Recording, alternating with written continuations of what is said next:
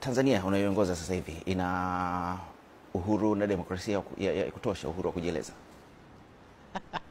Wewe mwandishi wa habari, toka umefika umesikia vyombo vya habari vimelalamika? Hakuna chombo kinalalamika. Kuna uhuru wa kutosha, wanajieleza. Na wanajieleza mpaka wanavuka mipaka saa nyingine. Lakini kwa sababu kiongozi inabidi mvae ngozi ngumu, muangalie. Lakini wakati mwingine kusema kwao, bora umpe mtu nafasi ya ku-offload alicho nacho, atoe, umsikie. Kama kiongozi unasema, kumbe kuna lalamikiwa hiki, basi unakifanyia kazi. Kuliko ukiwabana, hawasemi, hujua wanafukuta na nini ndani, ile. Sasa Tanzania kuna uhuru wa kutosha sasa. Vyombo vyote vya habari viko huru, anayefuata sheria, anayefuata maadili ya kazi zao, wako wanafanya kazi zao. Demokrasia ya kisiasa? Demokrasia ya kisiasa, yes, ipo. Na hapa naomba nitofautishe baina ya demokrasia ya kisiasa na fujo za kisiasa. Demokrasia ya kisiasa ni nini? Demokrasia ya kisiasa, tuna vyama vya siasa, wana vyombo vyao, wanajadili mambo yao. Kwa mfano baraza la vyama vya siasa, huko wanajichagua wenyewe, wanajadili mambo yao ya kisiasa, wanaelewana huko. Kuna kamati ya vyama vyenye wabunge bungeni, na wenyewe wanaya kwao, wanakaa, wanazungumza, wanajadiliana huko. Lakini kuna vyama vyenyewe vya siasa ambavyo vimeundwa na katiba zao, na kwenda kwao au kufanya kazi kwao kunategemea katiba zao. Kwa mfano, chama changu, Chama cha Mapinduzi, katiba yangu inaniambia labda katika mwaka nitakuwa na vikao viwili vya halmashauri kuu ya chama, labda vikao 6 vya kamati kuu, na vikao vingine katika ngazi za chini, mikoa na wilaya. Na hivyo vikao vimeelezewa wajumbe ni nani na kila kitu. Hivyo vikao vinaendeshwa bila bugudha, bila kuomba ruhusa polisi, kwa sababu katiba imeshaelezwa na imepita kote na inajulikana. Na vivyo hivyo vyama vingine vyote vina katiba zao, zina system zao za mikutano, wajumbe wao ni kina nani. Hizo wako free kufanya wakati wowote. Kitu ambacho hakipendezi ni ile kutaka uhuru wa kufanya fujo za kisiasa.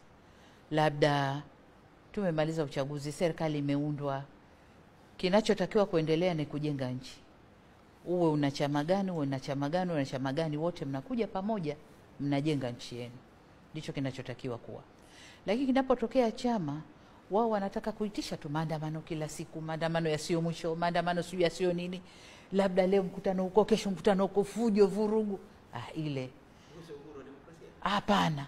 Kama uhuru wa demokrasia, mbona Marekani hawa observe? Mbona Ulaya hawa observe? Wakimaliza chaguzi ni kimya, wanaendelea shughuli zao za maendeleo. Nchi inapewa nafasi, inafanya kazi zake, wanajijengea nchi zao. Hatujasikia vurugu za kila siku Marekani na huko Ulaya. Kama kutatokea maandamano, nimeshayaona kule. Kama kunatokea maandamano, ni constituency ndogo, wamekosa umeme jana na juzi, umeme umekuja na ni low voltage, wanaandamana mtaa huo, wanakwenda kwa huyo mwenye umeme huko, wanasema ya kwao, wanarudi peacefully. Sasa haya ya kwetu ya vurugu, piga magari, choma, Nazungumzia swala hilo la kisiasa kwa sababu kiongozi wa upinzani sasa hivi Freeman Mbowe amefikishwa mahakamani, amefunguliwa mashtaka ya ugaidi. Wananchi, wafuasi wake wanasema mashtaka haya yamechochewa kisiasa. Mimi sidhani kama amechochewa kisiasa, kwa sababu ninavyojua Mbowe alifunguliwa kesi mwezi wa 9 mwaka jana. Mwezi wa 9 mwaka jana. Kwa hiyo yeye pamoja na wengine, na kama ulivyosema, mashtaka ni ugaidi na kuhujumu uchumi. Nadhani wenziwe kesi zao zimesikilizwa, wengine wameshapewa sentence zao, wanatumikia. Yeye upelelezi ulikuwa haujesha, uchunguzi ulikuwa unaendelea. So amekwenda, amefanya, tumeingia kwenye uchaguzi, amemaliza uchaguzi. Nadhani sasa hivi polisi tu wamekamilisha uchunguzi wao, wamemhitaji waendelee na kazi yao. Lakini kwa sababu Na kama utakumbuka, Mbowe kipindi kirefu hakuwepo nchini, kwa Nairobi. Sasa kwa nini kakimbia sijui, lakini alivyoingia tu nchini kaitisha maandamano ya katiba na madai ya katiba.